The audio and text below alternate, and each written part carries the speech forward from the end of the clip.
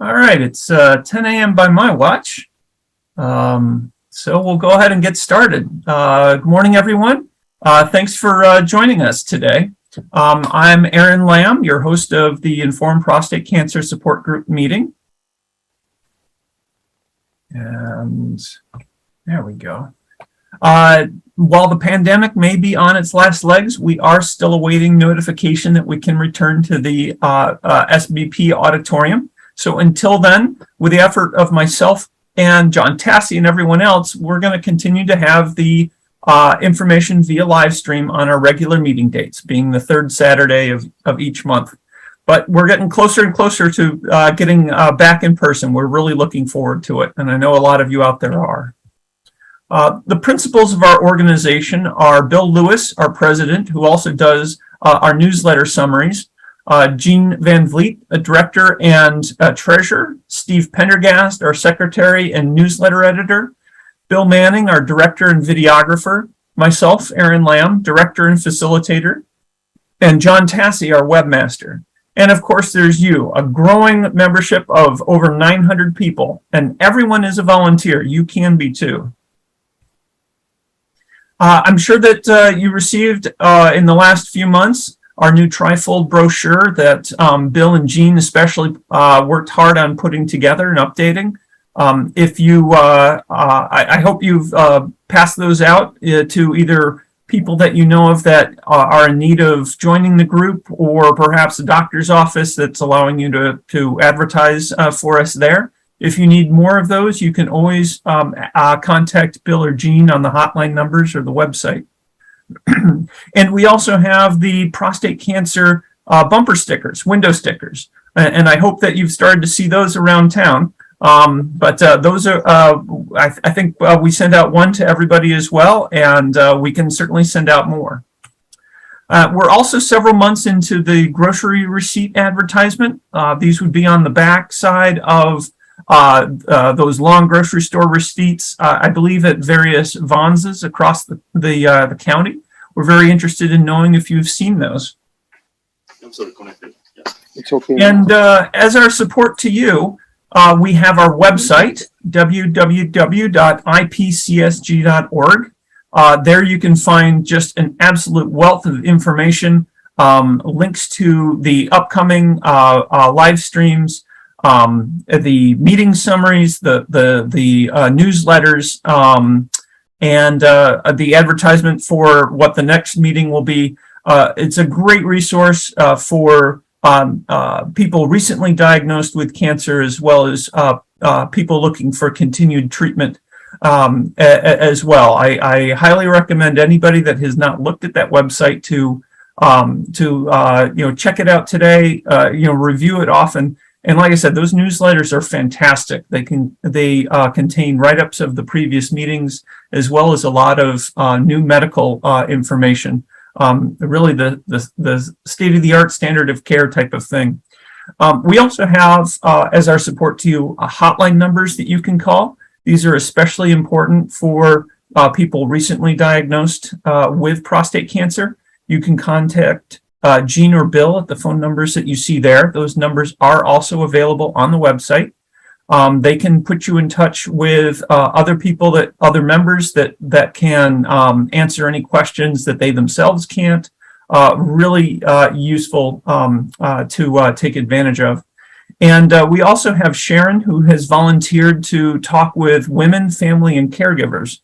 As stressful as it is for us men with recent diagnoses and ongoing treatment requirements, it can be just as much of a struggle for everybody else around us. And so Sharon's been very nice to offer to give some advice to those people as well. And we do need volunteers. We need people to help recruit and schedule speakers. Also, a couple times a year, we've had roundtables where members share their experience. So we're always interested in finding new people willing to share their stories, as well as to take hotline calls. And thank you. I know that since the roundtable, we have had more people offering to do the hotline calls. So thank you very much for doing that. We encourage more people to help out as well. And you can always contact us through the website. There's a way to send us an email, or through the hotline number that I believe is either Bill or Jean's number right there. So our support group purpose is we share patient-focused experience on becoming your own case manager through informing, networking, and caring. We are a group of experienced participants, but we are not medical professionals, and any sharing by anyone of our group may not be a substitute for your own medical counsel. And we do need your support. We are a 501c3 nonprofit organization, and so that means donations are tax deductible. There's no medical or religious affiliations. And during the coronavirus pandemic, we are video streaming our meetings, but our costs remain very much the same.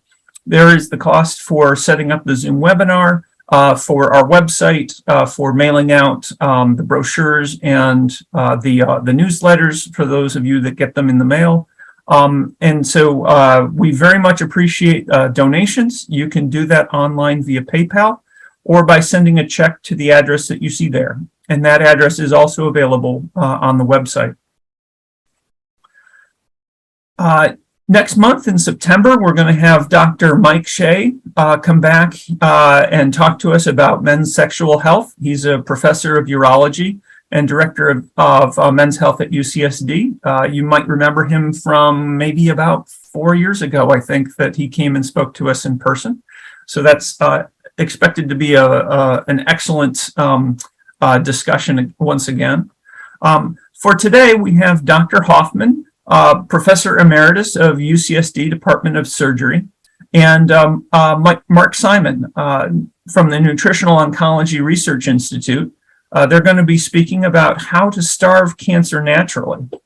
Now, I need to take a minute to, I think, get Dr. Hoffman back online, and then we will let him take it from there. Yeah, Dr. Hoffman, if you can perhaps either try to, I guess, click the raise your hand link, then I'll be able to see which one of the attendees you are. And I'm wondering if it's, let's see, there we go. I think, have you? Perfect. I'm going to promote you to panelist, and you should be able to share your video again and speak in just a minute. As always, everyone, please submit all of your questions by way of the Q&A Zoom window, and we will address all the questions after the presentation. So I think we're still trying to.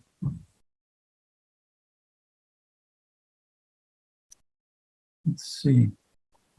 I think Dr. Robert has disappeared again. So I hope he has not disconnected. Bear with us, folks. There he is. All right. So Dr. Hoffman, go ahead and you can unmute yourself. You have, and start your video. And let me get your, yep. All right, and this is Dr. Kubota. He's a medical oncologist. Works welcome, welcome. Take it away, doctor. Okay, so first, thank you very much for inviting me to speak to your group. It's a big honor for me. I'd like to share with you some of the work we've done on methionine addiction of cancer. This is something I've worked on for 50 years. So cancer cells have an unusual metabolic defect, and it seems every kind of cancer cell has this defect, that they require much more methionine, a common amino acid, than any kind of normal cell. And recently, in the last few years, we have termed this methionine addiction. The cancer cells are addicted to external sources of methionine, even though they can make their own methionine inside the cell. So we've tried to understand what's methionine addiction, and we found that it's a very fundamental change in cancer, maybe perhaps the most fundamental change that occurs, that when cells become methionine addicted, they become malignant. So, and then in recent years, we've tried to target methionine addiction with an enzyme that breaks down methionine called methioninase, in addition to having a diet that's low in methionine. So, Aaron, maybe we can go to the next one, please. So this is the agenda for today. So I'd like to, the methionine addiction has been named for me. It's called the Hoffman effect. And I will go a little bit, not in too much detail, why cancer cells are methionine addicted. They use methionine for a process. They overuse methionine for a process called transmethylation. And then we'll talk about using methionine addiction, targeting it as a pan-cancer therapeutic. And we'll go over some clinical studies with methioninase and end up with some clinical studies with methioninase on prostate cancer. Next one, please. So, okay, some introduction to, a little bit more introduction to methionine addiction of cancer. Next one, please. Hi. So, I'd like to give a little bit of history, because the methionine dependence of cancer has been known for more than 60 years. So next one, please. The first observation that cancers that need methionine more than normal tissues and more than other amino acids was made in 1959, when on tumors in rats, and their diet was, they were given special diets. Each diet was depleted of one amino acid. And there's 20 or 21 amino acids that the body uses. And if methionine was taken out of the diet of these rats with tumors, the tumors started to slow their growth. This study didn't get very widespread, even though it was in a very well-known journal. And it wasn't until about 14 years later that groups started to study the dependence of methionine by cancer cells in culture, in cells growing in dishes. And it was shown that leukemia cells, as an example, could not grow when the precursor of methionine was substituted for methionine. The precursor is called homocysteine, which is famous in its own right. We can talk about that later. And so the normal cells grew very well when homocysteine replaced methionine, but the cancer cells could not. That's when I got started in this area. I read this paper by Cello et al., 1973. I was in a lab new to me at Massachusetts General Hospital in Boston, and this lab studied methionine, and I started to learn about methionine. I wasn't very interested in it, but when I saw this paper of Cello et al., I got very interested in methionine, and I started to study cancer cells, and I expected them not to be able to make methionine from the precursor homocysteine. And I found they made lots of methionine, more than, at least as much as normal cells, sometimes more, and they still required an external source of methionine, unlike normal cells. So this was very fascinating for me. Next, please. So this is a really nice cartoon. It comes from the Singapore group called A-Star. And so you can see this cancer cell overdosing on methionine. Cancer cells also need more glucose usually than normal cells, but the difference between a normal cell and a cancer cell is not so much for in their requirement for glucose, but it's very much with regard to methionine. The cancer cell needs a lot more methionine than normal cells, and you see this cancer cell overdosing in this cartoon. It's a very good cartoon. Next, please.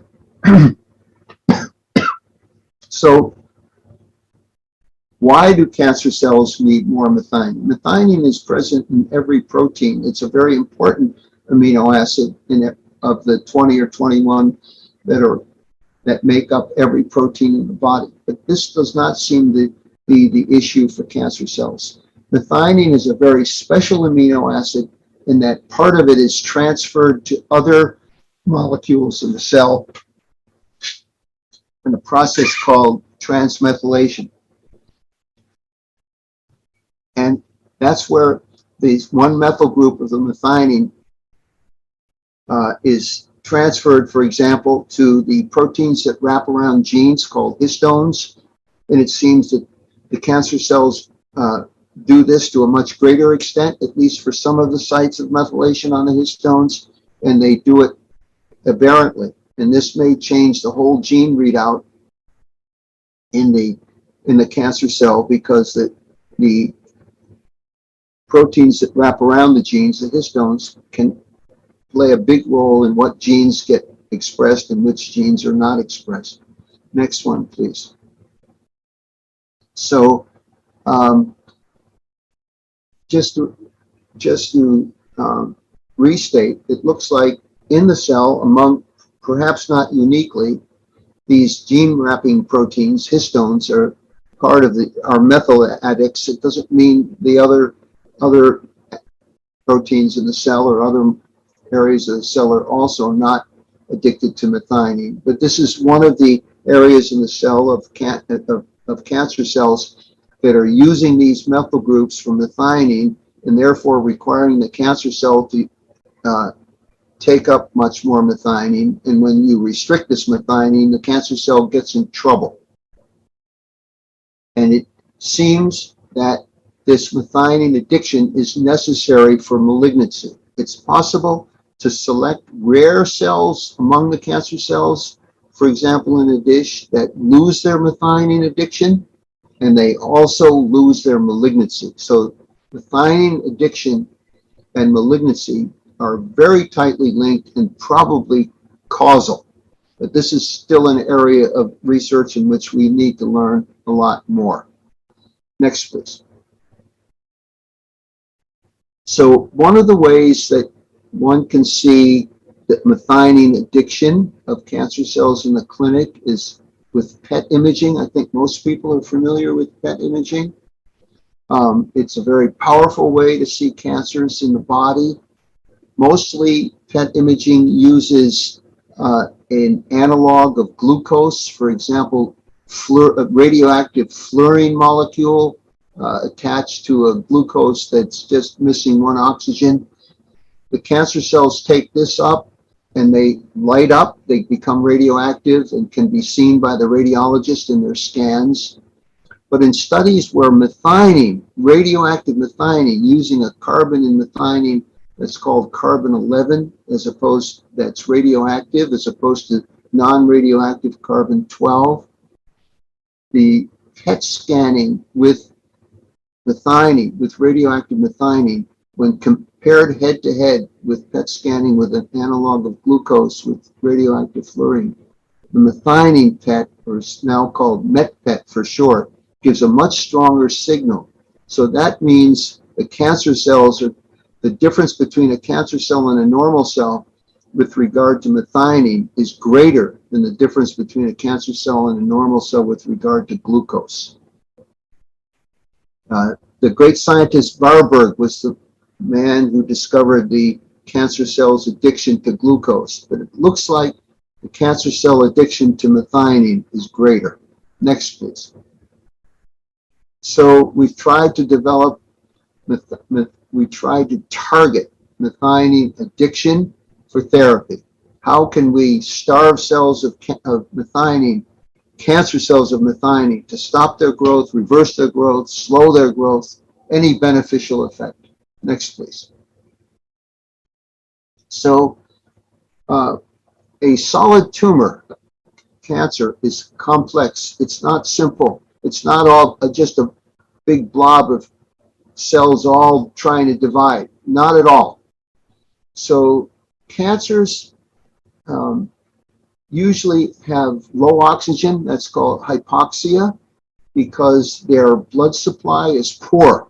Blood brings oxygen with hemoglobin, brings oxygen to tissues. The tumor is a tissue, but it's an abnormal tissue, and it doesn't have a very good vascular system usually. And so inside a tumor, a lot of the cells die by themselves. They become necrotic. As you get closer to the surface, for example, in the middle of the tumor, there'll be a lot of cells that are still alive, but they don't have enough oxygen and nutrition to divide. And by being in this state, they are resistant to most of the chemotherapies that are used. The chemotherapies that are mostly used for cancer patients attack dividing cells. That's why people lose their hair. Hair is the most rapidly dividing, the hair cells are the most rapidly dividing in the body. And one of the first effects of chemotherapy is to lose hair. If only the tumor would act like the hair, we would have much better chemotherapy. So there is a problem of too many cells in a tumor not dividing, therefore not being sensitive to chemotherapy. The cells that are sensitive to chemotherapy, for example, on the periphery of the tumor, where they can get more oxygen and nutrients, those cells sometimes, maybe often, eventually develop resistance to the drugs that are being used against them. So these are what we're up against. We're up against more, but this is part of what we're up against in cancer chemotherapy. It's not simple. Cancer chemotherapy was invented in the 40s for children with leukemias and lymphomas. Very different from solid tumors. They're in the blood. They don't form big solid masses. They don't become so hypoxic. They're dividing much more and more susceptible to chemotherapy. So the idea of chemotherapy for leukemias and lymphomas has been applied to solid cancers, but solid cancers are very different. So we're still in this problem. Okay, next one, please.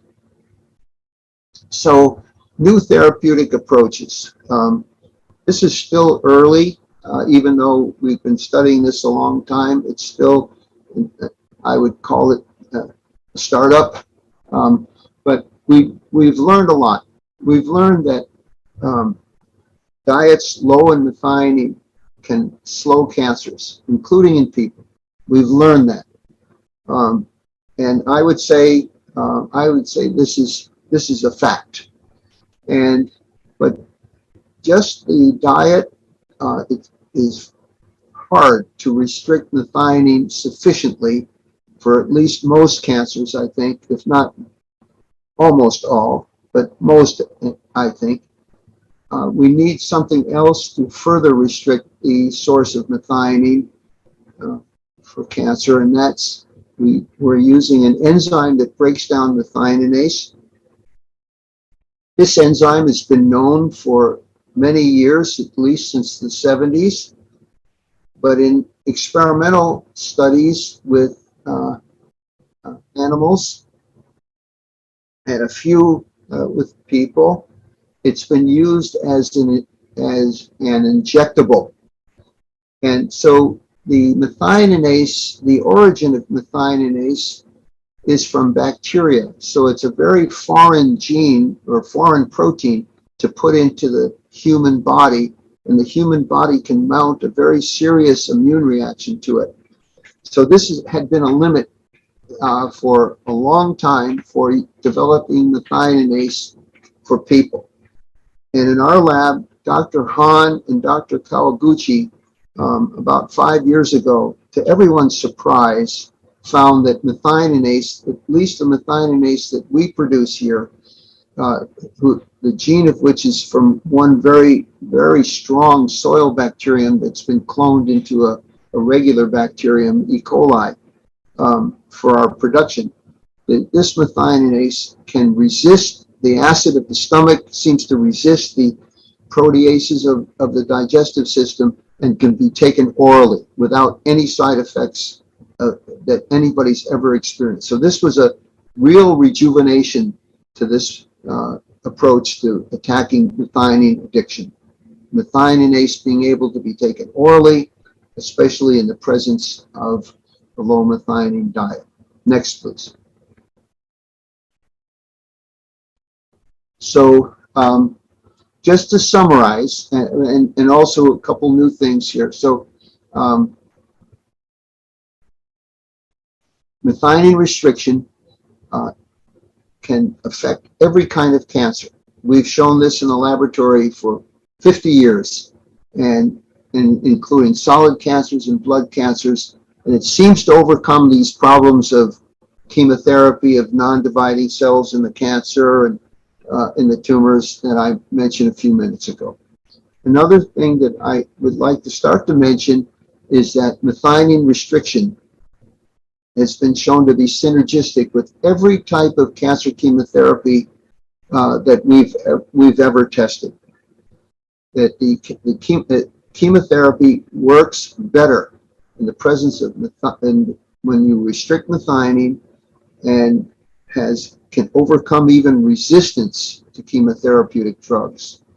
A very early study in the 90s showed that a common drug, 5-fluorouracil, commonly known as 5-FU, had great effects on patients with very malignant stomach cancer in the presence of methionine restriction. So this was administered as a TPN, not orally, when patients were fed through a feeding tube. Next, please. So just to summarize a little bit, we call methionase recombinant methionase because we've cloned it. The original gene for methionase that we used was found in a soil bacterium called Pseudomonas putida, a very tough bacterium that can withstand great differences in temperature and acidity, and probably the proteins that it makes are very strong, including the methionase. We've cloned that into a standard bacterium for fermentation. That's how we make the methionase, E. coli. And in our studies over the decades, we found that methionase is effective on all types of human cancers, and very importantly, can overcome resistance to chemotherapy and with many of the standard drugs, and act synergistically with them. 5-fluorouracil, cisplatin, doxorubicin, gemcitabine, temozolomide, PCMU, valvulbocilib, and more. And as I mentioned, the key point is methionase can be given orally. So we've been giving methionase to patients as a supplement, not as a drug, because you can go to the drugstore and you can get lactase and other enzymes, digestive enzymes. Well, they're supplements, so is methionase. So our strategy has been combination therapy, methionase with a low methionine diet, and when appropriate, along with chemotherapy. And some of the patients have done very well with this combination. Next, please. So I'd like to go over a little bit about our published clinical data. It's still very early. These are not clinical trials. These are case studies. And so please understand this. Next, please. So here's a study. This is a study on a patient with rectal cancer. This patient had surgery, he had some chemotherapy, but decided he did not want to have any more surgery or any more chemotherapy. He started chemotherapy in he started methionine restriction in early 2021. And this patient has been diligent with his methionine, low methionine diet, very diligent. And Mark Simon will talk more about that in this meeting. And so this patient, his CEA level, this is a very important blood cancer marker, blood test for rectal cancer and other cancers too. This gentleman has been steady for, now this says April, now we're already out in August. He's steady, no chemotherapy. He still has some residual cancer, but he has stable disease and can continue to live as a normal person by on a low methionine diet and taking methioninase. Next, please.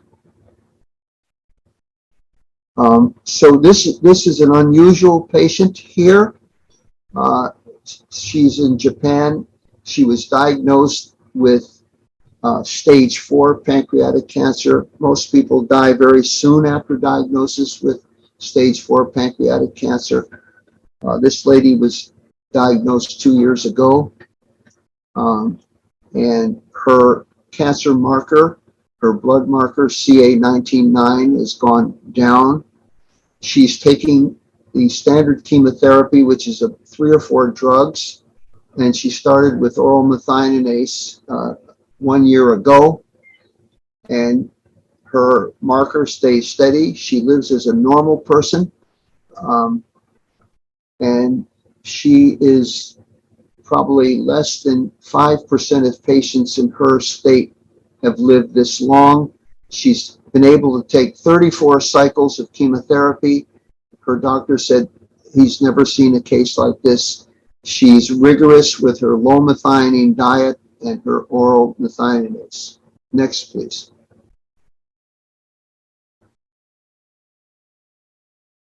This is not yet published. This is a breast cancer patient. She had a metastasis to her axillary lymph nodes. The before CT scan is in the upper panel. It's circled in yellow. You can see very enlarged lymph nodes, indicating metastatic breast cancer. After about 2.5 months, she got another scan after taking chemotherapy and doubling the usual dose of methioninase. It looks like the lymph nodes have returned to normal size. She took a combination chemotherapy of doxorubicin and cyclophosphamide and 4 doses of methioninase per day every 6 hours, and it's been rigorous with a low methionine diet. She's got a great result so far. If you look at the size of the lymph nodes in the yellow circle, and if you go to the left side, you see that those lymph nodes are pretty much back to normal size, or maybe even normal. So she's continuing on chemotherapy. She's going to get a methionine PET scan in Japan early next month. Next, please. So we have a number of prostate cancer patients taking methioninase. You're going to hear from two of them today. I'd like to, their studies, their cases have not been published yet, but we've published a few studies with methioninase and prostate cancer. These are case studies. These are not clinical trials. Next, please. So this was one of our first studies. This is a PSA level of this patient, and the patient starting oral methioninase, the PSA level went down and stayed steady. And so this was a patient at this point was not taking chemotherapy. Next, please. This is another patient who had very high PSA, close to 3,000. This patient went on oral methionase, and you can see the lowering of the PSA level in the graph in A, and the bark graph in B shows the level of the PSA level before starting on methionase and after 3 months, about a 70% reduction. Next one, please. This is another study in which the PSA level was rising very quickly. It was rising, the increase per week before methionase was about 3 nanograms per mil, rising that amount every per week. And on methionase, it was less than 0.5 nanograms per mil rise per week, 0.4. So these studies are promising. They're not definitive. They're promising. We're doing many more studies. And I think the next slide is the last slide. You've listened to me, but I think it's much better to listen to the patients. And I've asked 2 of the patients on methionase to please share their experience with methionine restriction with methionase and a low methionine diet. Gene Slattery and Keith Parks are on this meeting. I'm not sure, Aaron, how to get them into the way they can present, but I'd like maybe Gene, if he could talk first, and then Keith, just to share their experiences. I think it's very, very informative. So I'm finished. I hope I didn't bore people too much. I think you'll find Gene and Keith much more interesting. So I can see Gene. There he is. Gene, could you please share your experience with us? And before you start, Gene, you said the other person was Keith Parks, correct? Yes. All right, I'll work on getting him active. Yeah, go ahead, take it away, Gene. Okay, well, I started my cancer story on April 9th, 2009. My PSA was 6, and my MD referred me to a urologist. I had a Gleason 7, 3+4, and also a 4+3. Had to naturally had a biopsy. I won't have no more. I did not know at the time that the 4+3 though may need attention, and I believe the 15% of cancer patients with that kind of a treatment or score probably need to do something sooner. He wanted me to go talk to a radiologist about surgery, radiation, and I said no. I knew enough to be dangerous. I told him I was going to go research my prostate and find out where it is and what the hell it does. And after I did that, I did not go back to see anybody.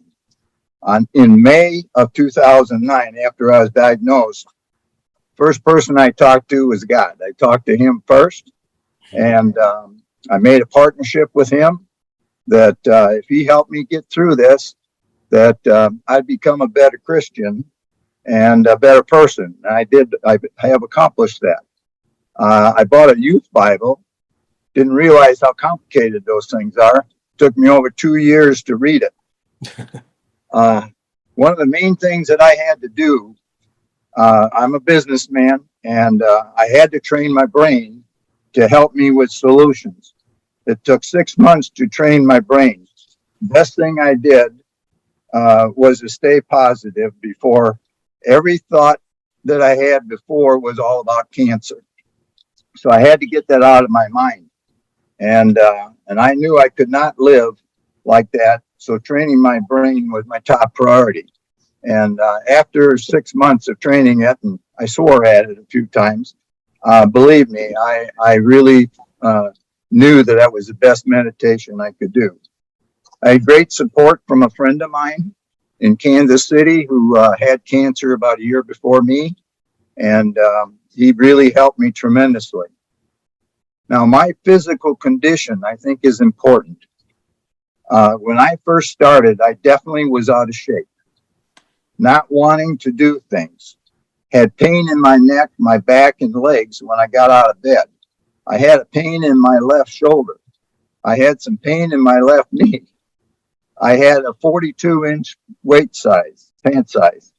I was a little short with some people, and I did some things around the house, but avoided lots of them. I just thank God for the opportunity that he gave me when I found out I had prostate cancer. I did not realize how bad of shape I was in and how poor I was eating and treating my body. And I think that's a very important thing. In January of 2009, I bought a Kangen water machine so I could drink decent water. I wash all my organic fruits and vegetables in that with an acid water. And believe me, when I'm done washing that for 20 minutes, the water is totally yellow. So the water was extremely important to me.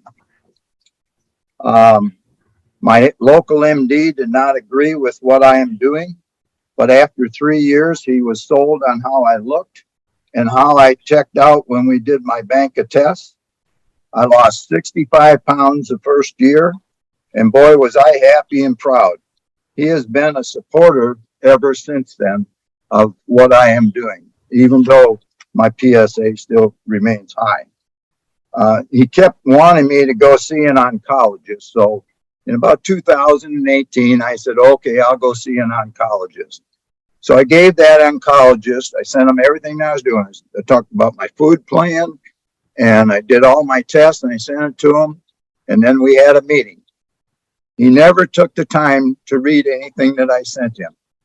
So we had a meeting, and after that meeting, he said, Gene, you're not sick enough to come back, so don't come back and see me. I said, fine, it's good with me. So I haven't gone and seen an oncologist since then.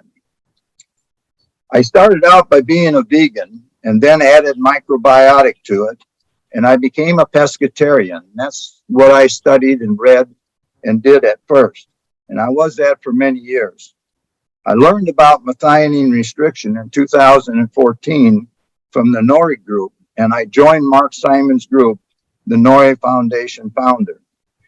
I found a second opinion doctor in Phoenix, Arizona, and I chose Dr. Frank Tamburi, a naturopathic NMD in Arizona in 2011. He's my second opinion doctor, and he and I have become the tremendous friends over the last 11 years. And he likes what I'm doing. I follow myself every year with him with color Doppler. It has been improving over the last 11 years. I used to have a nodule on my prostate. That's gone. It's been gone for about 5 years. And I do run a bank of regular tests for 13 years. I've done that. Now, the other thing I did in Phoenix, we did 2 PCA3 tests. I've done 3 4K score tests, and I've done 3 MDX tests. In all honesty, I maybe had 2 out of there where it was good, and all the rest of them told me I was going to die, basically, because I had 98% of finding cancer if I had another biopsy. So I never really liked those tests. So 3 years ago, I had an EXO-DX liquid biopsy test there, and for the first time, I felt comfortable that really pegged me to where I was. And where I am is I've had a T2, T3 cancer for 13 years, and it pegged me right there. Now, I've had 2 more EXO-DX liquid biopsies, and in both cases, I've dropped my readings by 7 points. So I started out like 52.47. I dropped it down to 42, which is my mind that I'm stabilized. So to me, I felt that was important. The test really shows you the % chance of finding cancer if you had a biopsy. So all those tests are good before you have a biopsy, as far as I'm concerned. Most PCA patients that I deal with, they found during COVID, just like myself, my PSA climbed to 51 during my COVID, and all other prostate cancer patients probably saw a bump in their PSA rise during that period of time. I also do a Navarro test, and I've done that for many years. I send my sample over to the Philippines, to Dr. Efren Navarro, and I really like that. It's an HCG test. It's a measure of potential cancer cells and the severity of them in your prostate, and based upon your number determines the severity. My number was 53, and that showed that I definitely had cancer.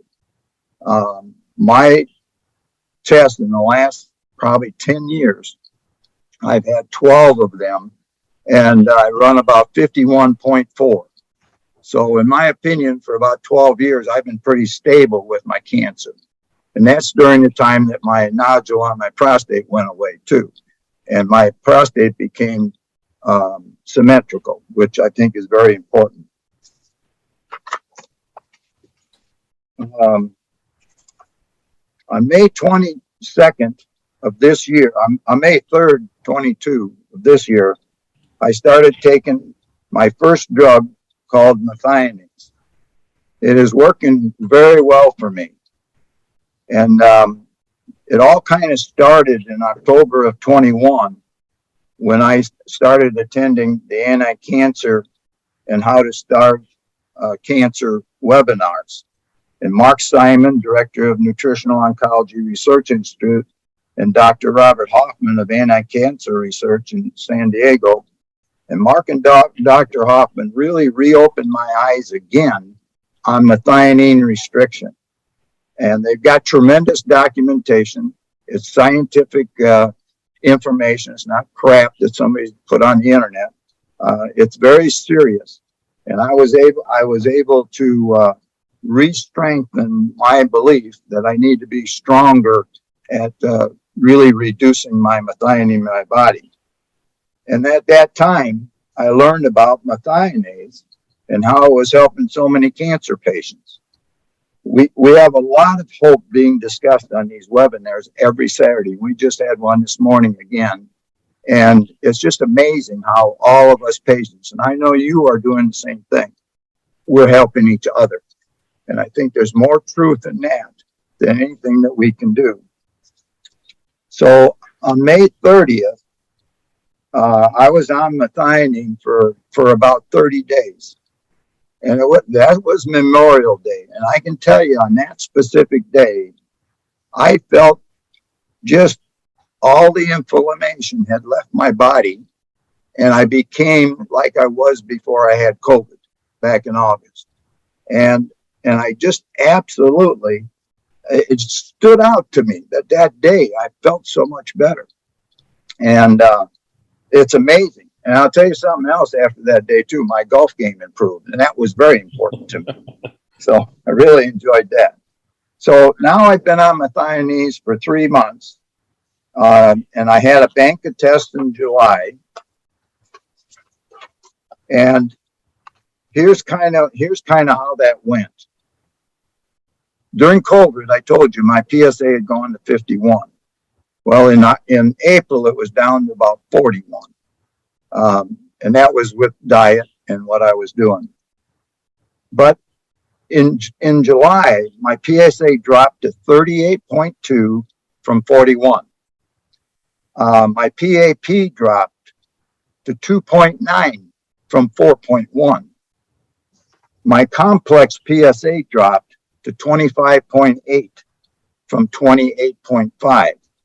My CRP-3 dropped to from 1.24 to 105.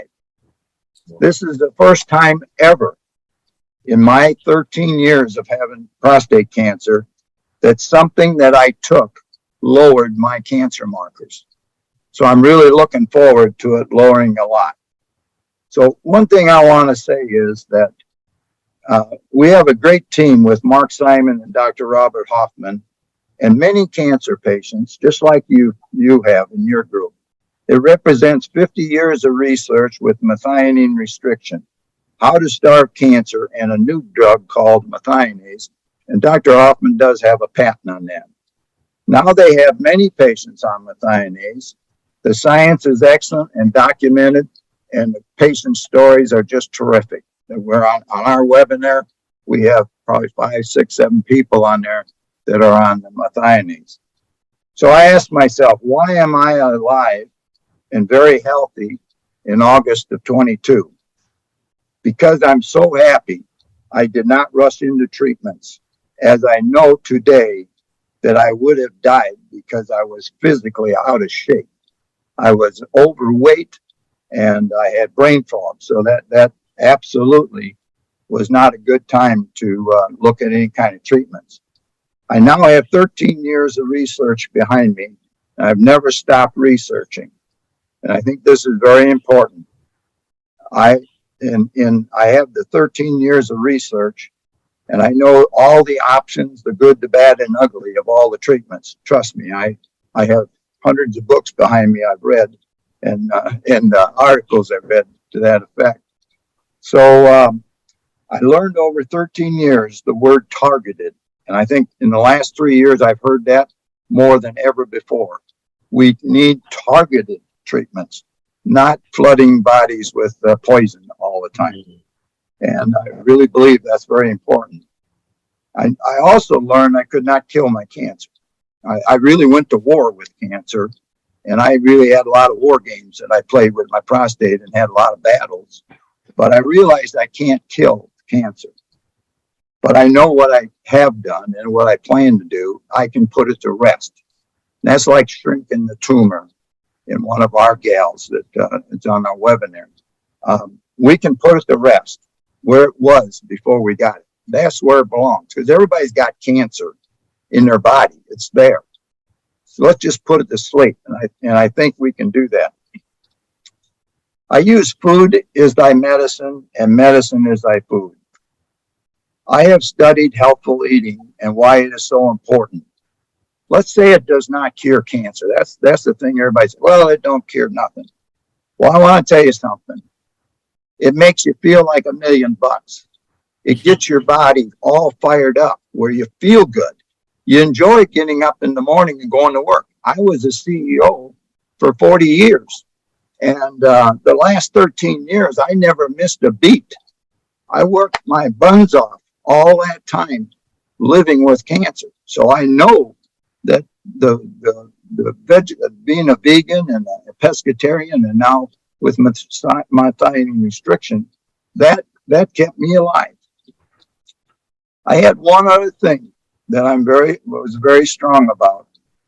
And my special burning personal goal was to not die of cancer. I absolutely was not going to die. And my son's wife's mother died before I got cancer. And I saw how the grandchildren were all affected by that. And she died a happy death. She was in their home and she died at their home. And she died a happy death and a happy person. And we love her very much. But these grandchildren were all in their teens. And I did not want them to see another loved one die of cancer. I have achieved this goal beyond all expectations in my mind. And today I'm very healthy and doing whatever I want, along with playing the best golf of my life, which is very exciting. Play that once a week. And at 81 years old. So I'm proud of that too. And I feel I have many more years left. So God bless you all. And thank you for letting us talk. Thank you, Gene. Thanks a lot, Gene. Yeah, that was a wonderful story to share with everybody. A lot of insight there and a lot of commonality with some of our other members, and not wanting to just sign up for whatever the doctor says to do. Dr. Hoffman, do you want to make any comments on? I'd like Keith to tell his story. Okay. He can do much better than I. That's a wonderful story too. All right. I think we want to make sure that we have plenty of time at the end for Q&A. So Okay. if you could, I I'll make it don't know how brief. long your story is, but 5 or 10 minutes. Go ahead. Okay, Keith? Okay. Yeah. Thanks, Scott. Gene, that was very inspiring. That's pretty much the fuel that keeps us going. Yeah, it pretty much said it all. My situation is basically I discovered I had prostate cancer, or actually discovered something kind of awkward about a year ago in January, the end of January. And initially went and had a PSA done. PSA registered, and that was about the beginning of February, about 36. And then they came across, I was recommended to go to have the biopsy done. So I put off having the biopsy and kind of sustained that all along. But I knew right away, same thing, just I'm one where I said, it's just, I have to conquer this thing and conquer it by way of nutrition and through prayer. The main thing I got was healing. And we've always kind of grew up, my family is not vegans, but we were nutritionally conscious. So I knew we can beat this thing, but I didn't realize how bad it was, or not so much how bad it was, but how debilitating it could be. And at that point, kind of altered the diet, just basically vegetables, no meats, no dairy, no breads, no sugar, definitely knowing, what it can do and how the cancer feeds. And at the same time doing my research, one of which led me to one Facebook group, Square One, and that's how I was introduced to the Nutritional Oncology Research, Mark Simon and Dr. Bob.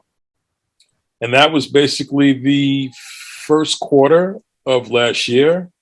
And, just altered the diet, realized that I had to do a methionine restricted diet to get more specific, fruits and vegetables, and started targeting that. But at the same time was recommended by doctors to go and have the biopsy done. Delayed having the biopsy done, had a MRI done. And MRI did confirm there were some issues going on with the prostate. And that led up to all the way to, I would believe, January of this year. So it's almost a year. And I agreed to have the biopsy just to get kind of a picture of what was going on. PSAs did rise, the highest being 47. And after the biopsy, it came down somewhat. It kind of hovered between about 43 and 39 again, and was recommended to have Lupron therapy. Obviously, they recommend surgery. I denied surgery. And they said the Lupron and radiation, have the Lupron. We started with the Lupron while on the diet. And this was back in January, started with the methionase, as recommended through Dr. Bob and Mark Simon. And I've been on that since. And targeted approach with the Lupron, it's kind of synergistic. It's come down, the PSA has come down basically to right now at 1.7. And I have another appointment at the end of the month. And it's basically 11 o'clock. It's working fantastic. I feel great. I go to work. I did lose some weight, but then I started putting on weight. But the methionase is amazing. I take that in the morning, take that in the evening, adhering to the protocol, especially with the nutritional protocol with low methionine diet. I kind of have this weakness with certain things, like, for instance, nuts. So I've kind of got that under wrap. But Dr. Bob said that's one of the reasons why I've been taking the methionase to kind of sweep that up. But yeah, I've been great with it. My last appointment was recommended to have the radiation, and I don't need it whatsoever.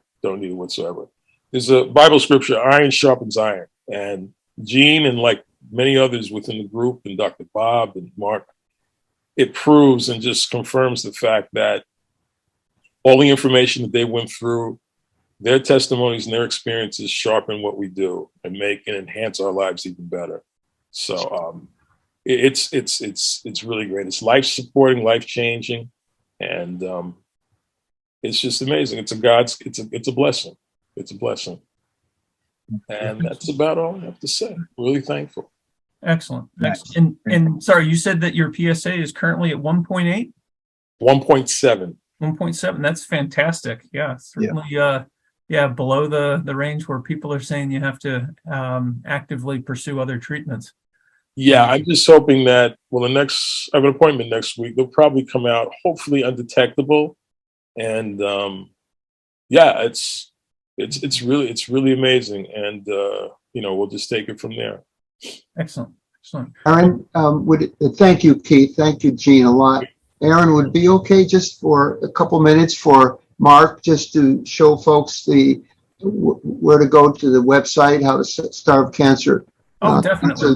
.com, and also where on the website they can see charts of methionine in every kind of food. Could we have Mark on for just a couple, please? Yeah, excellent. Sure, thank you. I'm going to share my screen for a moment. Here we go. So here's the website. The URL is howtostarvecancernaturally.com. This website is full of information, and we do workshops every Saturday morning from 8 to 10 a.m. at specific time. There's the Zoom link right here. So you just go to the homepage, you scroll down. You don't have to sign up or register. You just hit the Zoom link right here. You can come on our workshop, The Science of Starving Cancer. We cover all this material over and over again and answer any questions. And I guess what I want to share mostly here is on this page here, methionine chart. There's two methionine charts here. There's this one, which is mine, and there's another one coming from another source. And it shows us how much methionine there is in different foods. There's a specific goal, therapeutically we want to reach, which is 2 milligrams of methionine per kilogram of body weight per day. Just an example. I just want to show this so you can really get a sense of where all the methionine is. So 3 ounces of tuna on this chart here, 3 ounces, 85 grams, 733 milligrams of methionine. Well, that's about 5 days worth or so, because our target is for the average person is about 150 milligrams. So that little serving of tuna throws us way over our target. And then we can get into fruits and vegetables, nuts and seeds, and the numbers get lower and lower. And the foods with the least amount of methionine are fruits. Everybody should just study this chart and get a real clear sense of where the methionine is and where it isn't. So apples are our best fruit, only 1 milligram of methionine for 125 grams, but all fruits are relatively low, and it helps us stay within or below this target of 2 milligrams per kilogram. Some vegetables are low, some are not. We have to be careful with the vegetables. Nuts, seeds, grains, and beans run pretty high. So we limit or avoid those foods completely. Here's some basic guidelines for methionine restriction. Anybody that needs help or support with the diet can contact me. There's a program you can sign up with and get all the help you need in implementing the diet. I will say that, I discovered a long time ago the research of Dr. Dean Ornish. So he's a plant-based doctor. He took early stage prostate cancer patients and put them all on a low-fat, plant-based diet, not methionine restricted, but certainly probably less methionine than a diet including animal products. And in every patient, they saw reductions in PSA. And the control group, all those patients saw increases in PSA. So he proved a long time ago, just switching to a plant-based diet alone can reduce the progression of prostate cancer. Now, this is a more targeted diet. We go a step further. We take the plant-based diet and design it to be much lower in methionine, and now it becomes a very highly therapeutic diet combined with methioninase to bring methionine down to a very, very low level, where potentially this has become a monotherapy or standalone therapy, which is really extraordinary when you contrast that with what an oncologist tells most patients, or almost all patients, is it doesn't matter what you eat. There's no bearing on anything. So here we are with strictly a dietary therapy having a huge impact on the progression of cancer. So I'll leave it there. Great. Excellent chart. It's so nice to see such a complete list of foods and how to, I guess, come up with a diet that has options that you might like. One overall question I have on that type of thing is when, I'm unfortunately, I guess I'm still, mainly carnivore. I have tried to cut back a lot on my red meats and stuff. And certainly don't eat enough fish and so forth. But in terms of moving towards either pescatarian, vegetarian, vegan, and so forth, one recurring theme that I seem to remember is a push towards using nuts and seeds as your protein source. But it doesn't sound like that is the best option here. What mainly in this methionine restricted diet, where do people get the bulk of their protein from? Well, fruits are about 2 to 4% protein. So all whole foods contain protein. Okay. And the reality is we don't need that much. We've been kind of brainwashed into thinking we need all this protein and it's good for us. But actually the opposite is true. Less protein in the diet, the healthier we are and the longer we're going to live. Something Dr. Hoffman hasn't talked about yet is methionine restriction as a strategy for anti-aging, for slowing growth. And there's plenty of scientific studies showing that a methionine restricted diet can increase lifespan 30 to 40%. Wow. So, protein, having an excess of protein in the diet basically makes us age faster. And scientifically, there's some things that kind of make sense. There's something called mTOR, mammalian target of rapamycin, and it's a nutrient sensor. And it's tied into cancer. It's tied into aging.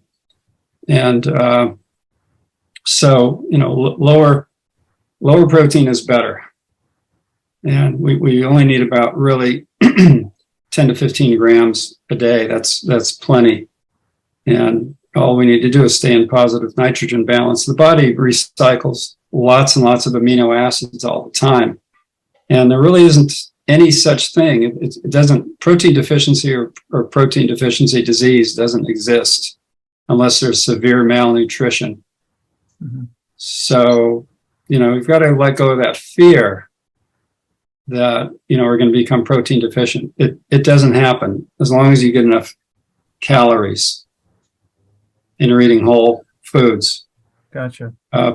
People can live on a fruitarian diet, and be perfectly fine and very, very healthy and even be athletes. So, there's a documentary called Game Changers, and basically that takes you to the first step. Yeah, you can go plant-based. You can be very, very competitive in athletics, weightlifting, and whatever.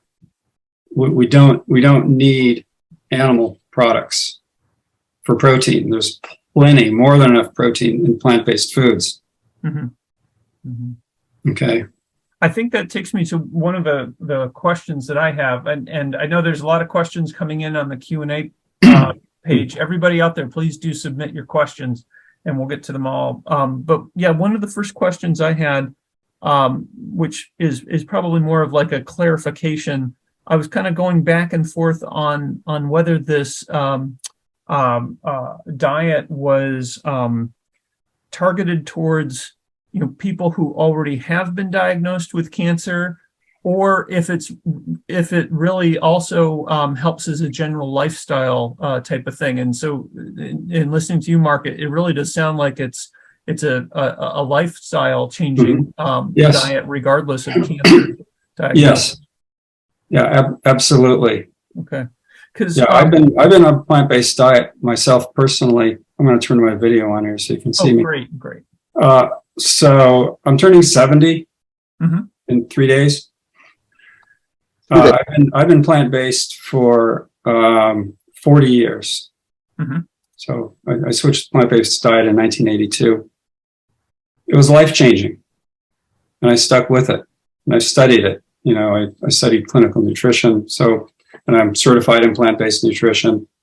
I started my work, with cancer patients about 12 years ago.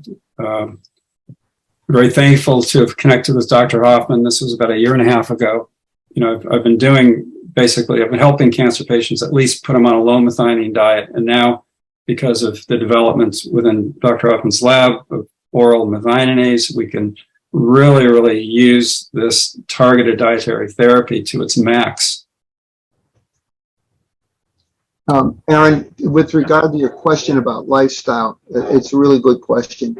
In the studies with methionine restriction in animals, for example, there's a study that's about 30 years out now from the Orient Reich Institute. On the very low methionine diet, the rats lived 30% longer, and they didn't get cancer. They didn't get obese. They didn't get diabetes. So your point about a lifestyle with methionine restriction being beneficial, I think is very important. Yeah, excellent. Yeah. Sorry, I have so many questions swimming around in my head on this. Right. One of something that I came across fairly early on after I was diagnosed and I started hormone therapy was the fact that not what they call intermittent fasting, but people actually fasting for like an entire week and doing this once a year, and how that would have an effect on killing cancer cells. Can you comment on how that compares to methionine restricted diet itself? I mean, it seems like I get the idea that it's the methionine part of it that is restricting. That is what's truly the targeted treatment here type of thing. And there's other ways that people have kind of just come across like, oh yeah, this cured their cancer, but obviously like, well, yeah, that was kind of like a superset of also, just targeting the restriction on the methionine. Maybe I could comment a little bit. There's certainly benefits of fasting. I collaborated on a study in China last year, 5-day water-only fasting. This was on normal people. Their aging markers, their diabetes markers, other disease markers went down during the fast and stayed down for months. Their weight, they lost, that very short period, I think 4 kilograms. And their weight stayed down long after they stopped the fasting. That many of the good markers went up and stayed up for a long time post the fasting. So fasting, and this was a 5-day water only fast, that's pretty extreme. I think the calorie restriction The benefits of calorie restriction, I think, probably are in large part due to methionine restriction when you're restricting the calories. But what we've seen in the lab, when you have the cancers under methionine restriction, you give them just a bit of methionine, the cancers start to grow. Mm-hmm. So fasting cannot substitute for methionine restriction, but it may be a good. I think it's a good synergy. But as Mark says so often, and truly the case, fasting is not for cancer patients who are underweight. But I think if fasting can be a good complement to methionine restriction, it has a lot of benefits. But what we've seen in the mice, if we let them fast too long, they start digesting their own protein and releasing methionine into the blood. So that's exactly what we don't want to do. So I think some reasonable fasting. I myself fast on Monday, Wednesday, and Fridays. I'm not so perfect. I drink some juice and stuff like that. But it's surely helped me control my weight. I think I feel better. Hopefully my aging is slowing down a little. But methionine restriction, I think, is very basic for cancer, and a lot of other things we can do can help it. Among those is fasting reasonably. But the cancers are very sensitive to methionine. They can jump really fast even when you let up a little bit with the methionine restriction. We've seen that in the lab. Mm-hmm.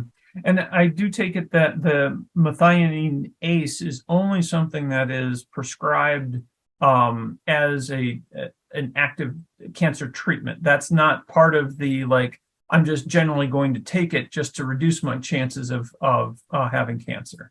Well, this, again, I think that's an important question. First, I want to emphasize the patients getting methionase are getting it as a supplement.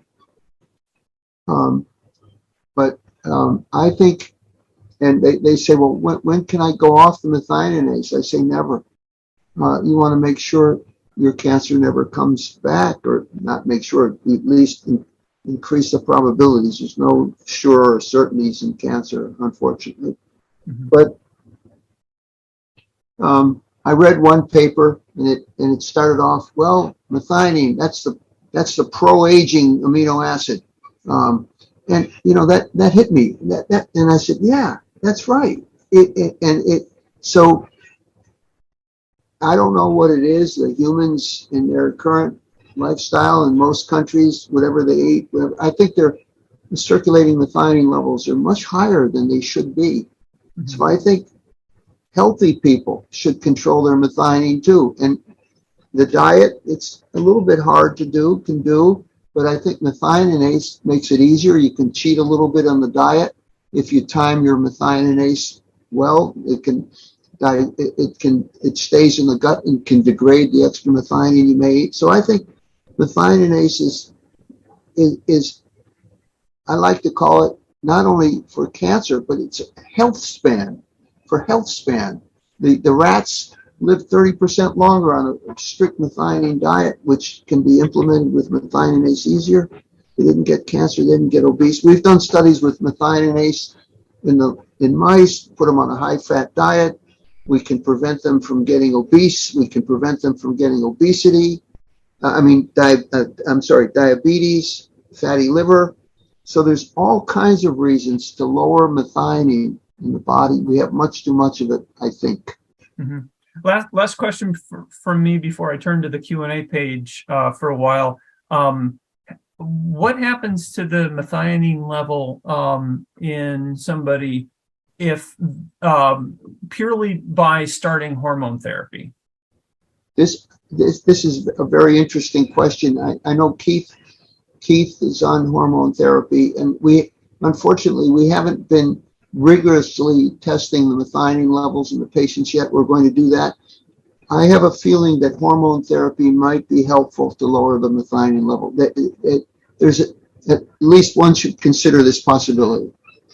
Yeah, I could certainly see if the medical professionals were able to prove that, yeah, it's actually the methionine levels that happen to also be lowered on account of the hormone therapy, and that we don't actually have to reduce our testosterone. Oh, that would be, the holy grail of that. Probably a balance of both. I'm guessing. Yeah. Certainly. We're still early.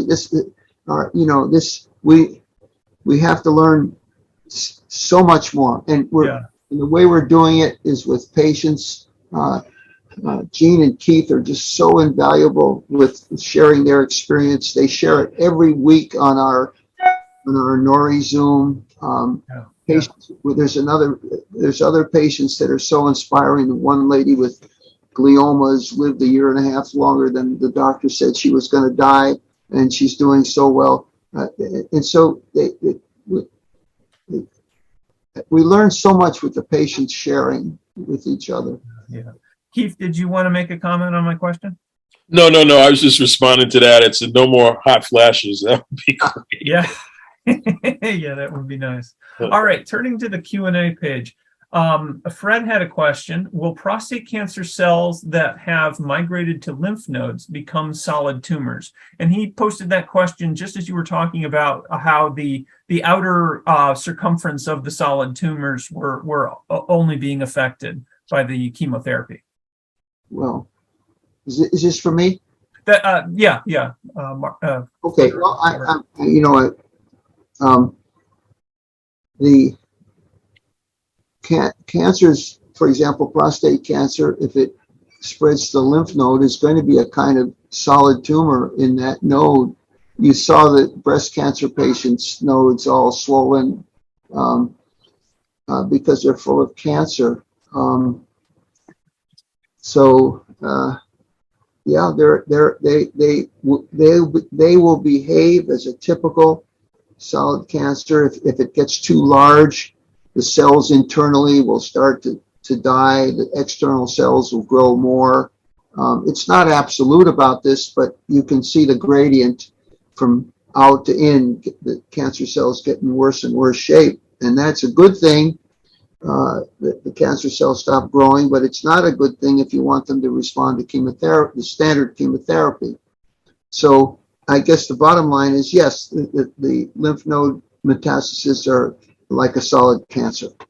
And perhaps to help clarify to Fred, am I correct when I say that if something is not a solid tumor, that basically you're referring to cancers of the blood? Essentially the cancer cells are moving throughout the body. So any type of like metastases, that's a solid tumor. They're not big masses. They're small clumps. So they have access to oxygen and nutrition. They're very different. Their division rate, the percentage of them dividing, can be much higher. Doesn't always the case, but can be. So that's bad with regard to their aggressiveness, but it's good when you're using the so-called cytotoxic chemo, which is most of the standard chemotherapy drugs. They'll attack the dividing cells. The big example is the hair. Gotcha. Ernest had a question. Is there data on the combined effect with PARP olaparib? Do you know what that is? PARPI? Olaparib, yeah. We have some experience. There may be synergy with that. Maybe. This is still early, but we have some indication that there's a synergy with methionine restriction. Is there any references on your website to that, perhaps? I don't know about the website. Here's the way to find the website has some howtostarvecancernaturally.com has a number of papers. I like PubMed. I think folks are probably kind of familiar with PubMed. So if you put my name in, Robert M. Hoffman, and any other thing you want to look up, for example, Robert M. Hoffman methioninase or Oliparp or PARP inhibitors or things like this, that's a good way. to look up things. My email address is all@anticancer.com. Anticancer, one word, all@anticancer.com. I'm happy to answer questions. My cell phone is 619-885-2284. Maybe you can put that on the chat, Aaron. 619. Just did. I'm happy to talk with everybody, anybody. But PubMed, you can look up a lot of good things there, not only from me, but PubMed is a very good source. Okay. And I'll take that as that's probably the answer to his follow-up. Is there a primary reference to give to my UCSD oncologic urologist? So Wait, I can't remember right now, but start with PubMed. Contact me. I'll help out. We'll find. Can't remember all the papers anymore. Reached that age, so but I'm happy to help. are there any deleterious effects of being methionine deficient? I don't think it's possible really to become methionine deficient, unless you just go starve yourself. We've never had anybody report a side effect from the low methionine diet and methioninase. One cancer patient who's done so well on it, oh, I'm on the low methionine diet, I seem to, my nails, my teeth don't. So she started on methioninase and she became a little less rigorous with her low methionine diet, and she's doing perfect. So I don't think it's a worry about deleterious effects on low methionine, especially if you take methioninase. You can cheat a little bit and have a little bit extra protein, like that. Okay. And Mark's the key person to discuss that with. Okay. Are oral methionase from P. putida available without or by prescription? And if yes, from what supplier? Okay, so P. putida, Pseudomonas putida, was the original source of methionine. Just to be clear, the gene from that P. putida has been cloned into a standard E. coli, which people make drugs from, proteins from. So the methioninase is available from us. It's given as a supplement, and we have to obey the rules of supplement. I can't go say, oh, you take methioninase, it's going to cure your cancer. First of all, we don't know that. Second of all, I wouldn't say it, and you're not supposed to say it. So it's a supplement. And the methioninase as a supplement is available from our institute, Anti-Cancer Inc. And so please contact me at all@anticancer.com. My cell phone. I'm pretty much 24/7, not totally 24/7, but I'm easy to get a hold of. And so happy to help. Excellent. Research from you and other groups on tumor targeting Salmonella or E. coli, Nissl, has been most intriguing. Have you considered or done engineering of these bacteria to hyperproduce and secrete P. putida methionase in hope of delivering it more efficiently to tumor? How do they say? I'm glad you asked that question. How does that go? Something like that. So we have new research. We just submitted a paper yesterday. We've introduced the E. coli that produces the P. putida methioninase, introduced that into the microbiome of mice. And when these mice have a cancer, this has definitely slowed their cancer. So we didn't give them oral methioninase. We fed them the E. coli, and it looked like it got established into the microbiome because we could recover it in the stool. It definitely slowed the cancer. That was a colon cancer we introduced into those mice. And also, speaking of Salmonella typhimurium, we've been working on tumor targeting Salmonella typhimurium for at least all this century. We've had very good results with it, and we're in the process of introducing the P. putida gene for methionase into our tumor targeting Salmonella. So, and we have lots of papers on tumor targeting Salmonella, but we're starting a new program to put methionase in them to give kind of a double hit, because unlike E. coli, Salmonella can really have a very strong effect on the tumor directly, and perhaps also stimulating the immune system. And if it's delivering methionase, I think that's going to have an even bigger effect. So it's coming. All right. Someone asked, are there any foods that contain methionase?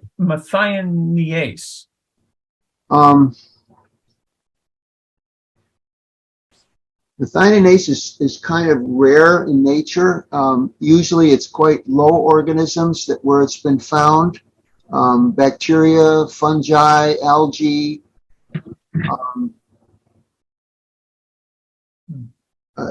I don't know of any standard foods that have methionase. I don't rule it out. And people are finding methionase in more and more different organisms. So it's a possibility, but I don't know of any at this. I don't know. That doesn't mean there's not. Interesting. Yeah, when you said algae, that made me I think algae. I think. Yeah, yeah. There's a group in Egypt and another one in Saudi Arabia that are finding methionase in more and more organisms. This information can be found on Google. They're especially intriguing. The Egyptian group and the Saudi group trying to find organisms in the sea or the desert or whatever that make methionase. So you can Google that. I think the Egyptian guy is El Sayed or something, ELSAYED, something like this. But you can find them on Google. Okay. More and more sources of methionase are being found. Excellent, excellent. And I can say for sure. I recall when I first got cancer, one of my friends who was also dealing with a variety of non-cancer issues, she started taking some type of algae and tried to get me to do it, but it was vile. But it certainly made me wonder. When I mentioned algae, that was just some very vague. Okay. So don't take that too seriously. All right. You Google for other sources. Egypt, Saudi Arabia, especially. There's a group in each country there doing great work. All right. Rick made a bit of a statement here. Testosterone blocking therapy stops testosterone and blocks glutamine metabolism, not methionine. Yeah, I guess maybe that was kind of directed to my comment about asking with hormone therapy. This still is unknown. These are things that need answers. Yeah. Certainly, the hormone therapy is directed at the testosterone. I just wondered how many other side effects went on with it as well. Yeah. And he also said non-metastatic prostate cancer thrives on glutamine and fatty acids primarily. Well, it can't hurt to restrict those either. Yeah. Mark, please add macadamia nuts to your list. I found on a website that macadamia has very low methionine compared to other nuts. That would provide a nice allowable diet item while staying low on methionine. So. Well, they are on the list, and they appear to be low in methionine, but they might be high in other amino acids we're concerned about. Because it's not just methionine, there's other things going on, and they're very high in fat, and we keep the fat intake low. So I rule those out. Okay, good to know. Thanks. And then one last question we have from the Q&A. The amount of protein you need is crucial for designing a low methionine diet. The speaker says 15 grams per day. Every health organization on the internet agrees that the recommended minimum dietary allowance to prevent deficiency for an average sedentary adult is 0.8 grams per kilogram of body weight. That's 56 grams for a 154-pound person. For active people, it can be double that or more. Would you like to comment on that? Well, yeah, those numbers have built-in margins where they basically double it. But there's something called a chronic kidney disease diet, and that is 0.3 grams per kilogram of body weight. And it turns out that individuals who, they may not have kidney disease, but they go on the chronic kidney disease diet, 0.3 grams or less, do very, very well. Okay, excellent. And then we've got a couple more. Carotenoids can't be absorbed without fats from salad. I guess it was a statement that Rick made. Is any comment on that? Mark? I don't think it's relevant. Okay, yeah, I'm guessing that Rick was just concerned with the whole macadamia. He was the macadamia nut person, Yeah. but I don't think so. But Bill asked, "What's the cost of the methionase?" Well, here's the way we do it now. We produce it, and we try to ask that we recover our production cost, which is for a month's supply is about $500. We ask the people to donate that $500 to my 501c3 nonprofit Robert M. Hoffman Foundation for Cancer Research, so they get a tax break. It's a bit hard to do it at that level, but we're doing it. We're hanging in there with that amount. I think at some point when we're able to scale up, with the production cost will go down, and that'll be passed on to the patient. Okay. That's where we are right now. Yeah. And how many patients? Afford more, it goes to a good cause. Certainly. And if you don't mind me asking, how many people are currently on this? Well, we've the regulars are it's getting close to 50 now. The people that are regular users. We probably in our current facility and what we have, we probably can get up to 100. And we're hoping we can expand beyond that. We're hoping to find some angels to help us out a bit, so we can do more. We don't have any layers of management or anything like that. So every dollar that comes here is for producing methionase and research towards making it that a better agent for cancer. So everything goes to research. Excellent. Great. That's all the questions online. Certainly, anybody still online, please submit some questions. I do have a few more questions myself. I was just kind of curious. You've said in general that methionine is essentially used by all cancer cells. Are there any particular cancers that this restricted diet seems to attack more rigorously?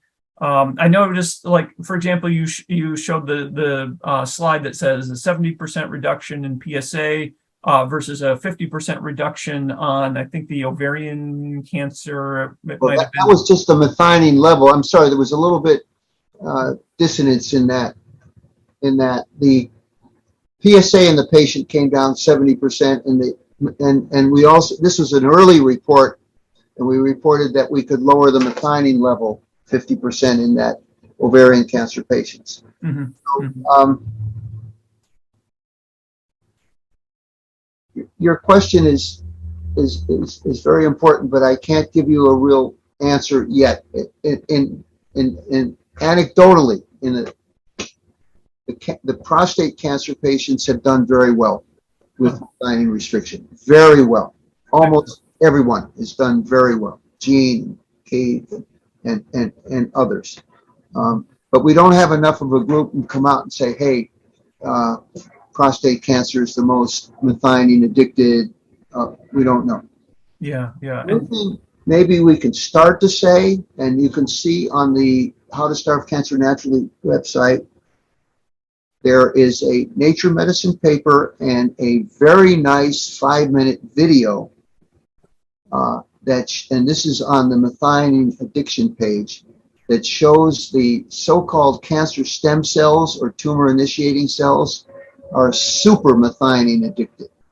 So this is so far a one-off, but I think the study was done by a very important group in Singapore, the Singapore Genomics Institute.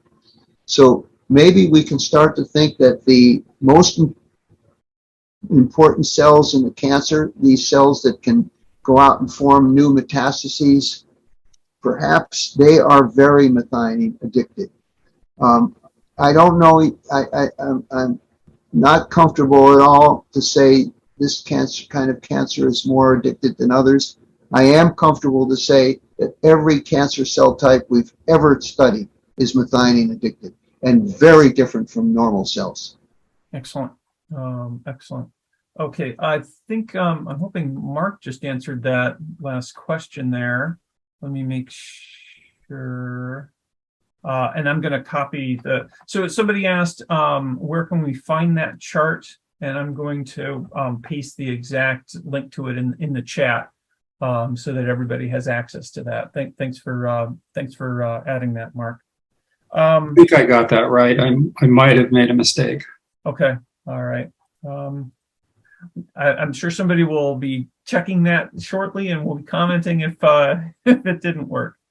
Let's see. I must admit, I was reading your. I woke up in the middle of the night and started looking through your webpage, and I'm perhaps happy to report it does not work well for putting a person back to sleep.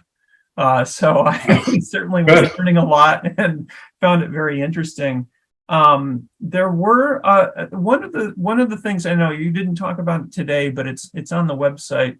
A bit of a discussion on antioxidants versus not using antioxidants, and this seems to be a kind of like a little controversial, a little bit confusing, and led me to believe that there's almost like a little hysteresis in somebody's situation when it comes to cancer.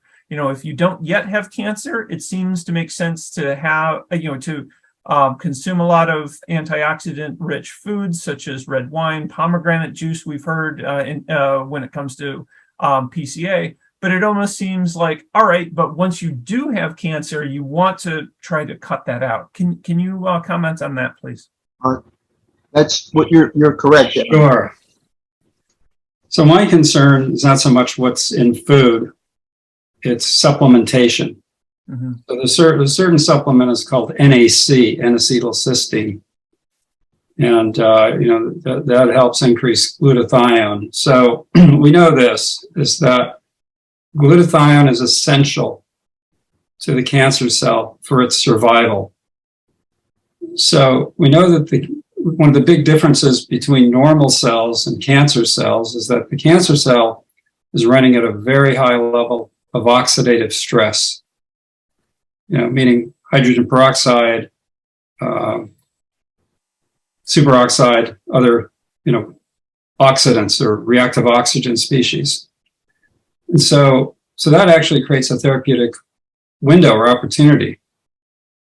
When you compare a normal cell to a cancer cell. So a cancer cell is much more sensitive to an elevation in oxidative stress. And so there's a paper on my website. It's called Augmented Pro-Oxidant Therapy. There's lots and lots of scientific research on this, supporting everything that I say about this.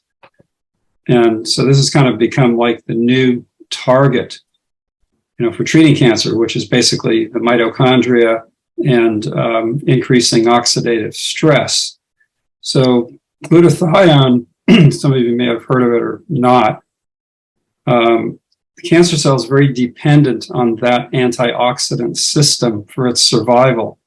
If you interfere with glutathione synthesis, the cancer cell will die because it cannot regulate anymore the oxidation level.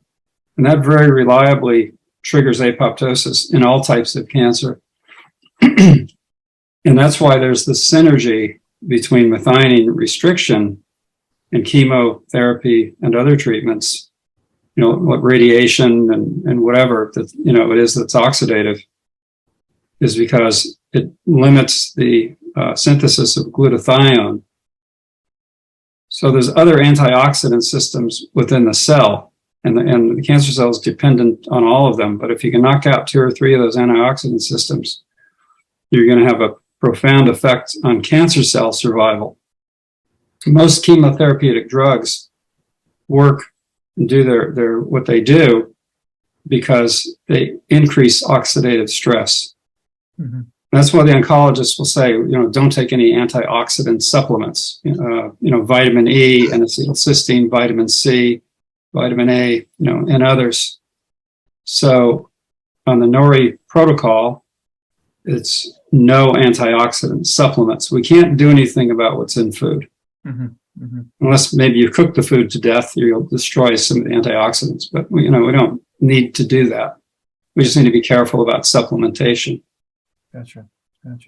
So just to make sure I'm clear, antioxidant supplements good before you have any cancer, but not so good after. No, actually, there's some studies that show that antioxidant supplementation cannot be so good prior to cancer. Okay. There's some studies showing actually increased risk. I think these are in lung cancer studies, like vitamin E. It's not clear. Vitamin E. I think the main point is, as Mark said, methionine restriction lowers the level of glutathione in the cancer cell, not the normal cell. So the cancer cell has much less protection against oxidation. So taking a pro-oxidant along with methionine restriction can be very synergistic. This is the point, that the cancer cell requires methionine indirectly to make glutathione, which is its main antioxidant. And when that is lowered, they become much more sensitive to pro-oxidants. This is the point. Whether antioxidants are beneficial to normal people or not, all right, that's a long story. But definitely pro-oxidants to cancer cells along with methionine restriction can be beneficial. Okay. I think the important point is that our goal is to destroy cancer cells and not harm normal cells. Mm-hmm. That's the goal of therapy, the treatment. Mm-hmm. So we have to look for vulnerabilities or weaknesses or Achilles heels in the cancer cell. Mm-hmm. We compare it to a normal cell. So if you look at normal cells and cancer cells, there's 2 things that stand out. One of them is methionine addiction, right? Cancer cells are very, very addicted to methionine. The normal cell isn't. Huge window of opportunity. Mm-hmm. Huge window. Yeah. And then the other vulnerability is that the cancer cell, there's lots and lots of studies confirming this, and plenty of scientific literature over at least the past 20 years showing that the cancer cell, because of its damaged mitochondria or abnormal metabolism, is operating dysfunctionally at a high level of oxidative stress or reactive oxygen species. So that creates a vulnerability because the normal cell is at a very low level, whereas the cancer cell is at a very high level. So we can increase overall oxidative stress, and we're going to knock out the cancer cells and not harm normal cells. Mm-hmm. Lots and lots of studies on this. Mm-hmm. Mm-hmm. I'm not making any of this stuff up. It's all real. It's all in the science. Yeah, excellent. Yeah, I'm glad you mentioned about, concerns about vitamin E. That was something that had come up in my history. The diagnosed hypothyroidism, I had been told that I should take selenium supplements, and then on top of that, my doctor from just before, from before I was developed cancer, he was also recommending I take vitamin E. And I came across a paper that had actually been the result. The publication of it had been kind of suppressed because it had not actually shown positive results, and it was part of this whole issue of like, well, we should also publish negative results that don't support our original hypotheses. And it had shown in its case in its study that men who took a combination of vitamin E and selenium actually ended up with a 10% increased chance of developing prostate cancer. That's right. Mm-hmm. Yeah. I've seen that. Yep. Yeah. So, so then to clarify, do you suggest anybody ever taking vitamin E and or selenium? Well, selenium is used therapeutically. That's one of the highly therapeutic agents. It's called sodium selenite, but at very high doses, not at a supplemental level dose. Not selenium, sodium selenite, different. Sodium selenite is an organic form of selenium. Right. And so there's a huge difference between supplemental dosage, and very high doses, for therapeutic purposes. But no, I recommend against all supplements except for vitamin D3. Okay. We know that certain B vitamins can promote tumor growth, B12, D, right? and B9. Okay. Yeah, vitamin D3. Right. Yeah, from the sun. Yeah, that vitamin D looks reasonable, where yes, there's lower risks when the individual has a higher vitamin D level. I think there's some studies on breast cancer. I don't know about prostate. Mm-hmm. But I'm not a supplement person. Even though I'm a clinical nutritionist, I don't push supplements. Mm-hmm. So you get everything from food. And especially if you're dealing with a malignancy, you got to be really careful with B12. B12 is potential tumor growth accelerator, and so is folate. There's a study on the website about folate, dietary folate, not just supplementation.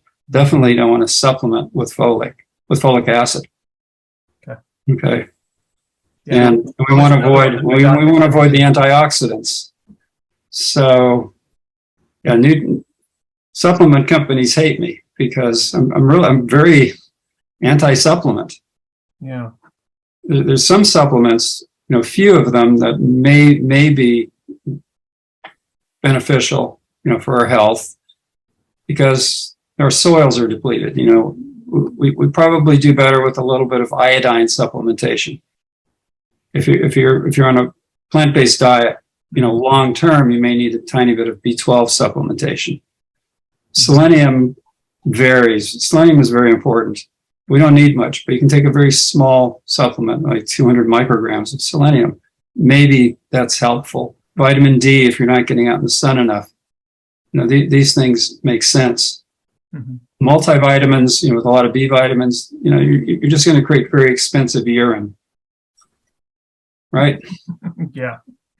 They're all water soluble. You're just going to pee it all out. Yeah. No sense in doing it. Get your nutrition from food. Eat healthy foods. Raw food, uncooked food, raw vegetables, raw fruits.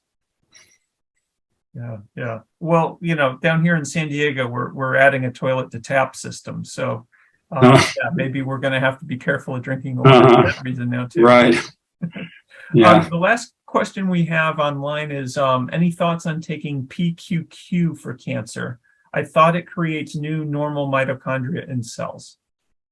Good question. So PQQ is part of the protocol now at high doses. At high doses, it works as a pro-oxidant. Oh, yes. Excellent. Excellent. And one last question from me, back to Dr. Hoffman. You had mentioned the carbon 11 scan being sensitive for cancer. Do you recommend any kind of full body scans for cancer if there's no other potential, like for example, right now my PSA is undetectable after, all the treatments. And, but of course I have a concern. Well, do I have other cancer going on in my body? Do you recommend any kind of regular scan? And if so, how often? Well, this is the best scan I know of.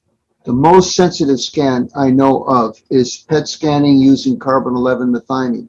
The problem is, it's in this country, we only know one that's offering it, and that's in St. Jude's Hospital in Tennessee for children with brain cancer. Okay. One of the regular patients on our How to Starve Cancer Naturally Zoom is getting regular methionine PET in Japan, and it seems that that's the only, although methionine PET is more available in Japan, almost always it's just for brain cancer, but this particular clinic offers it for whole body. So this is, I think, I'm not sure, I think glucose-based PET probably good, but I don't know. It seems to me, hopefully, more clinics will start to offer methionine, C11 methionine PET imaging. This is, I strongly recommend, and maybe trying to search out where this may be available for whole body other than just this one clinic in Japan. Mm-hmm. Excellent. Interesting. Yeah, as one person pointed out, the PSMA PET scan is the most sensitive scan for prostate cancer. That's certainly true. Yeah. I'm just thinking in terms of myself, given the fact that you're, speaking about cancer as a whole, what might be the best alternative. So it sounds like the alternative, although not as sensitive, is the sugar PET, you said, right? The glucose PET, yeah. It's quite sensitive. The problem with all these scans, is resolution, maybe down to about 5 millimeters only. So there still could be cancer, micrometastasis that would never be picked up on a scan. Yeah. So, blood markers, sensitive blood markers are a good way to go. Yeah, and sometimes cancer cells too. Yeah, that's it. So sometimes it doesn't matter where the cancer is. I mean, it matters if you're going to radiate it or something like that. But it's more, the total cancer burden on the system. And the blood marker reflects that pretty well. That's a good point. And Rick did say there are machines at UCLA and UCSF. I'm assuming Can you say that again, Aaron, please?